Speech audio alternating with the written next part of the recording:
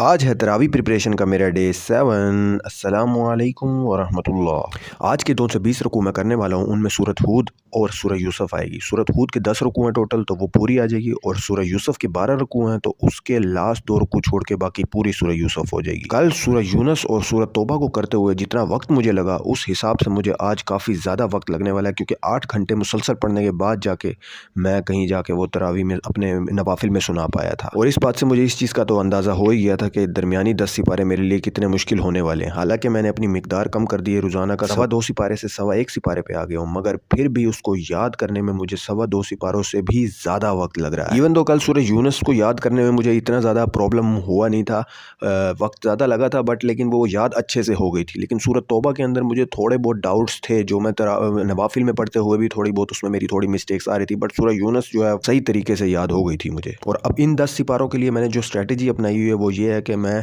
शुरुआत में 5 रुकू याद करता हूँ, फिर अगले 5 और फिर अगले 5, यूँ 4 दफ़ा 5 रुकू करने से मुझे पूरे 20 रुकू याद हो जाते हैं। फिर मैं रिवर्स ऑर्डर में याद करते हुए आता हूँ, मतलब कि पहले आखिरी पाव को याद करूँगा, फिर उससे पिछला पाव और फिर पहले पाव तक जाता हूँ। और यूँ जब मैं 5 दफ़ा एक पाव को सुना दूँ, उसके बाद मैं प्रिपेयर्ड हो जाता हूँ, और तब तक ज़ोहर की नमाज़ का टाइम हो जाता है। और फिर ज़ोहर की नमाज़ पढ़ते ही मैं नवाफिल में खड़ा हो जाता हूँ, और असर से पहले पहले या असर की नमाज़ के टाइम तक मेरा हो जाता है। और यहाँ ना प्लान में मैंने थोड़ा और भी चेंज ये किया कि पहले मैं स्टॉप वॉच के साथ टाइम भी नोट करता था और कितने रुकू कहाँ तक पढ़ा है। उससे ये होता था कि मुझे ये याद रह जाता था कि अब मैंने कितनी रकातें पढ़ा दी हैं।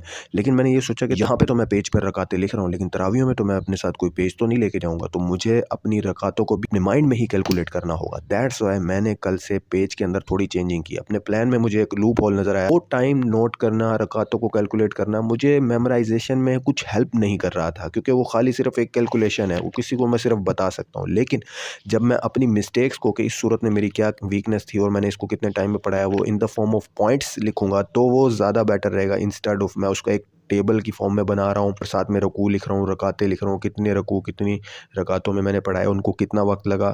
वो आई थिंक मुझे इतना ज़्यादा यूज़फुल नहीं रहेगा जितना कि ये जो नया प्लान अब मैंने अपनाया है ये रहने वाला है। और अभी सुबह ही सुबह का टाइम है, तो मेरा माइंड काफ़ी फ्रेश है, इसलिए मैं कोशिश करता हूँ कि सूरत हूद को विद इन 2-3 आवर्स याद कर लूँ। उसके बाद सूरह यूसुफ वो थोड़ी सी मुझे ईजी लगती है, नहीं तो मुझे कल की तरह ज़्यादा वक्त लग जाएगा और फिर फोकस करने की कैपेबिलिटी कम होती जाएगी। जैसे जैसे टाइम गुजरता जाएगा मेरी माइंड की फ्रेशनेस कम होती जाएगी, फिर मुझे मेरे लिए काम मुश्किल होता चला जाएगा।